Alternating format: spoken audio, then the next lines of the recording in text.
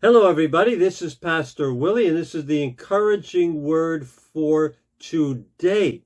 Now, in the Bible, we are commanded by God Himself to forgive people when they sin against us, when they hurt us, no matter how badly they hurt us. We are to forgive, release them to God. And the basis of that, of course, is that God forgives us our sins. So therefore, we should extend that same forgiveness to other people. So far, so good. But many people make a huge mistake that damages them in many different ways. A huge mistake about forgiveness. David did not make that mistake. David, as you remember, could have killed Saul. He had the opportunity, but he didn't kill him. But now, a few hours later, he's talking with Saul from one side of a valley to the other. And listen to what Saul says in 1 Samuel chapter 26, verse 21. Then Saul said, "I have sinned. Come back, David, my son, because you considered my life precious today. I will not try to harm you again. Surely I have acted like a fool and have been terribly wrong."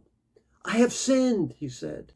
"I'm wrong. I'm sorry. I didn't mean to hurt you like that. Come back home." Sound familiar? Maybe that's happened to you in your life. Maybe a battered woman, a woman who's abused by a husband. The husband says, "I'm sorry, I was wrong. I feel so bad. I shouldn't have done it. Come back." And we enter into a cycle of forgiveness, abuse, or any kind of abuse, or being mistreated by a friend, or in a job, or in a church, or in any situation. Somebody hurts us. And yes, we forgive them. Maybe they say, "I'm sorry, come back." What do? Do you go back?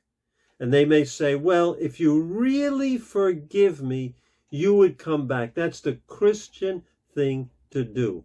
That, my friends, is manipulation. We forgive, but we don't necessarily have to reunite with the person. Listen to what David did in verse 22. It says, "So David went on his way, and Saul returned home." David didn't go back. David knew Saul had not changed. Listen, when someone doesn't change, yes, you forgive them, but you put a boundary. God doesn't want you to be hurt over and over again. He doesn't want you to be put down over and over again. You forgive, and then you put the boundary until you see real life change in the person's life. David didn't go back. He knew that Saul hadn't changed, despite the sweet words, "Come home, I'll take you back." David did not fall for it. And for you, remember, and I want to remember, forgiveness and boundaries are separate issues. Yes, we forgive 100% of the time, but we do not reunite and go back to an unsafe person unless there's real demonstrated life change over a period of time. Don't let people manipulate you. Break the cycle in Jesus' name. Tomorrow, we're going to learn King David's number one lesson.